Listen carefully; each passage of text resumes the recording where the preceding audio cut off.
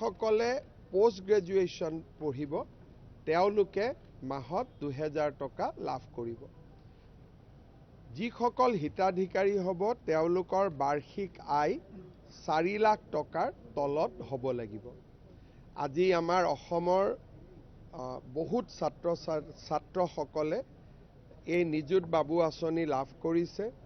নিযুত মইনা আঁচনিৰ সফলতাৰ বাবেই নিযুত বাবু আঁচনিৰো দাবী আহিছিল। আজি সেই আঁচনিৰ শুভ আৰম্ভণি হ'ল। অসমত আমি আজি আৰু এটা ডাঙৰ আঁচনি আৰম্ভ কৰিলোঁ। তাক আমি নাম দিছোঁ মুখ্যমন্ত্ৰীৰ জীৱন প্ৰেৰণা। সাধাৰণতে ডিগ্ৰী পাছ কৰাৰ পিছত লগে লগে ল'ৰা ছোৱালীয়ে চাকৰি নাপায়। কোনোবাই লোকসেৱা আয়োগৰ পৰীক্ষাৰ কাৰণে, কোনোবাই বেংকৰ পৰীক্ষাৰ কাৰণে, কোনোবাই আনপ্ৰফেশ্যনেল কোৰ্চ কৰিবৰ কাৰণে মাজত তেওঁলোকে 1-2 বছৰ সংগ্ৰাম কৰিব লাগে। এই সময়ছোৱাত তেওঁলোকে যাতে আৰ্থিক অসুবিধাৰ সন্মুখীন হ'ব নালাগে সেইবাবে আমি তেওঁলোকক মাহত 2500 টকা কৰি দিম 12 মাহৰ বাবে। আজি এই আঁচনিটোৰো আৰম্ভণি হ'ল। প্ৰায় 50,000 ছাত্ৰ ছাত্ৰী ইয়াৰ পৰা উপকৃত হ'ব। তৃতীয় আমি আৰু এটা আঁচনি আৰম্ভ কৰিলোঁ যে আমাৰ চৰকাৰত বহুতবোৰ স্কিম আছিলে ষ্টুডেণ্টৰ কাৰণে, কিন্তু PhD স্কলাৰসকলৰ বাবে একো স্কিম নাছিলে। সেইকাৰণে আজি আমি PhD স্কলাৰসমূহক 25,000কৈ টকা এককালীন এটা সাহায্য দিছোঁ। যদি কোনোবা বিশেষভাৱে সক্ষম PhD স্কলাৰ আছে তেওঁলোকক আমি 40,000 টকাৰ এককালীন সাহায্য দিছোঁ। কাৰ্যত যোৱা বিত্তীয় বৰ্ষৰ বাজেটত আমি যিমান আঁচনি এনাউন্স কৰিছিলোঁ প্ৰায়বোৰ আঁচনি আমি ৰূপায়ণৰ পৰ্যায়লৈ লৈ আহিবলৈ সক্ষম হৈছোঁ। আপোনালোকে নিজেও দেখিছে যুৱক যুৱতীসকলৰ মাজত এটা অভূতপূৰ্ব উৎসাহৰ বাতাবৰণ, যাক সাধাৰণতে দেখিব পোৱা নাযায়। জেনজি বুলি ক'লে আমি নেপাল বাংলাদেশৰ লগত তুলনা কৰোঁ। তাৰ বিপৰীত ছবি এখন আজি আমাৰ অসমত সম্পূৰ্ণভাৱে বিদ্যমান। অসমৰ যুৱক যুৱতীৰ সপোনবোৰ বাস্তৱত ৰূপায়ণ হোৱাৰ পথত আমি সদায় তেওঁলোকৰ লগত থিয় হৈ থাকিম। বিমান নিৰ্মাণকাৰী প্ৰতিষ্ঠানৰ সৈতে এটা আমি গুৱাহাটী এয়াৰপৰ্টত MRO মেইনটেনেন্স এণ্ড ৰিপেয়াৰিং, ভাৰতত এয়াৰবাছ বয়িঙৰ বহুত বিমান চলে আৰু বিমানবিলাক কণ্টিনিউৱাছ মেইনটেইন আৰু ৰিপেয়াৰিং কৰি থাকিব লাগে। তাৰ হাব এটা এতিয়া অসমত আমি স্থাপন কৰাৰ দিশত আগবাঢ়িছোঁ। গুৱাহাটী বিমানবন্দৰ প্ৰাধিকৰণে ৰাজ্য চৰকাৰৰ লগত সহযোগিতা কৰি এই MRO ইউনিটটো স্থাপন কৰিব। এৰোনেটিক্স আৰু এভিয়েশ্যনৰ ক্ষেত্ৰত আমাৰ যুৱক যুৱতীসকলৰ কৰ্ম সংস্থাপনৰ নতুন পথ এটা মুকলি হ'ব।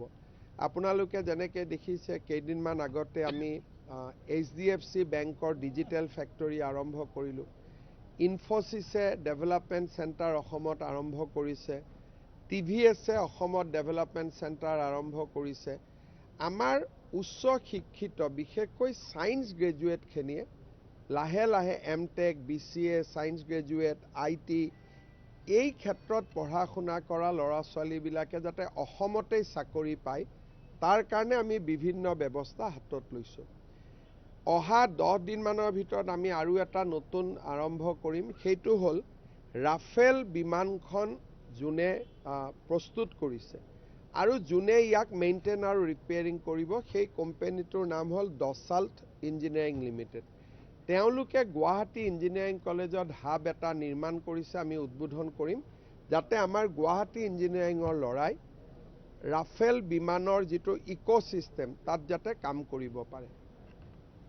আজি আমি আৰু এটা কাম কৰিলোঁ। আমাৰ অসমৰ পলিটেকনিক আৰু ITI সমূহত টাটা টেকনলজিৰ সৈতে লগ লাগি আমি একোটা ডাঙৰ প্ৰশিক্ষণ বা প্ৰযুক্তি কেন্দ্ৰ স্থাপন কৰিলোঁ, য'ত অট'মেশ্যন, এডভান্স মেচিন লাৰ্ণিং এই গোটেইবিলাকৰ বিষয়ে, ডিজিটেল প্ৰিণ্টিং গোটেইবিলাকৰ বিষয়ে আমাৰ ষ্টুডেণ্টে শিকিব পাৰিব। 6খনত চলি আছিলে, বহুত ষ্টুডেণ্টৰ ডিমাণ্ড।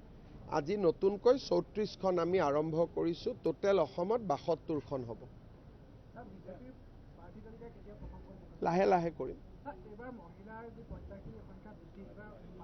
মহিলাও বৃদ্ধি পাব, অসমত যুৱকেও বৃদ্ধি পাব। আগতকৈ মহিলা যুৱক দুইটাই আগতকৈ বেছি টিকট পাব।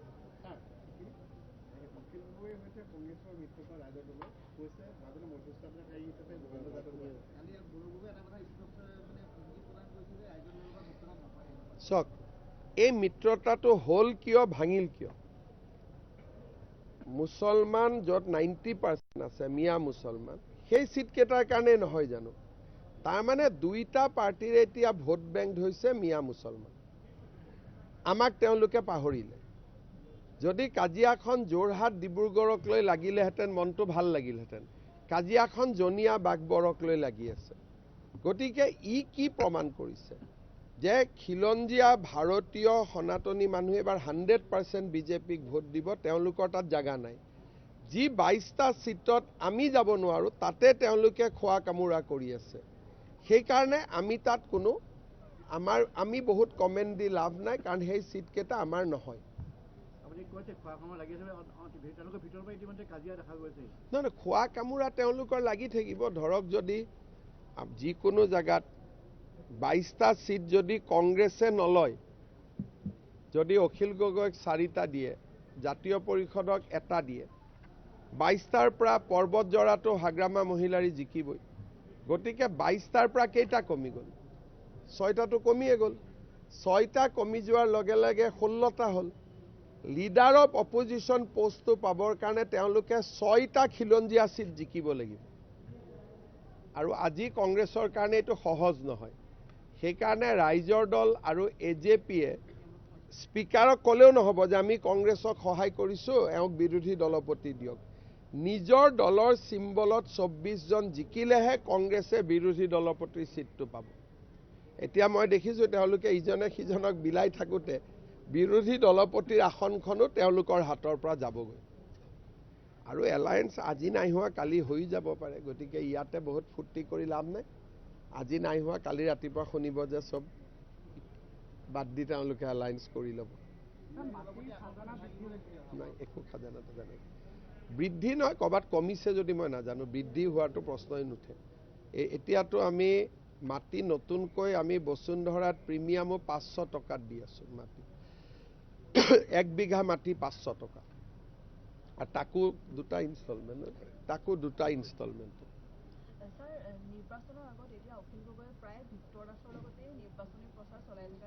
আপোনালোকে ৰাতি অখিল গগৈৰ ফেচবুকটো চাব আৰু আনন্দ কৰিব। টোপনি দিনটোৰ কষ্ট চব নোহোৱা হৈ যাব। আৰু মই সদায় চাওঁ।